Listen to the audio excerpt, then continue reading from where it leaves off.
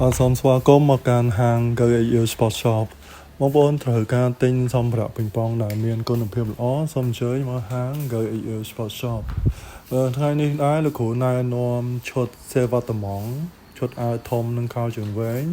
វ៉ក្រុមហ៊ុននីតគូណាឈុតនេះគឺជាឈុតអាវវែងជាមួយខោវែងរបស់នីតគូឈុតនេះពណ៌ទឹកប៊ិចនេះយើងបាន sponsor កីឡាករយើងនៅពេលប្រកួត SEA Games ហ្នឹងហើយអាវសេវត្តម៉ងរបស់យើងវាមានពីរពណ៌ពណ៌ទឹកប៊ិចនេះមួយហើយនឹងមួយទៀតពណ៌ខ្មៅណាហើយនេះយើងលក់មួយឈុតហ្មងទាំងអាវនិងខោវាលក់ទាំងឈុតហ្មងយើងមានលេខ M លេខ L ហើយនិង XL ណាអានេះពណ៌ខ្មៅហ្នឹងហើយអានេះពណ៌ខ្មៅហើយហ្នឹងហើយពណ៌នេះពាក់ល្អហ្នឹងហើយយើង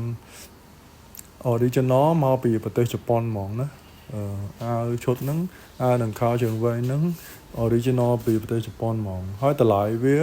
មួយឈុតវាហ្នឹងតម្លៃវា130ណាមួយឈុតតម្លៃ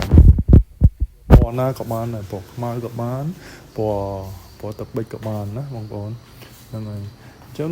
ហ្នឹងហើយបងប្អូនយើងត្រូវការអាចតាក់ទងតាមលេខទូរស័ព្ទរបស់លោកគ្រូដូចជាលេខ Telegram ដែរ016 36 8គុត87ណា016 36 8គុត87ហ្នឹងហើយបងប្អូនយើងត្រូវការកៅអៅសម្លៀកបំពាក់ផ្សេងៗអាចសួរនាំលោកគ្រូបានណាអរគុណច្រើន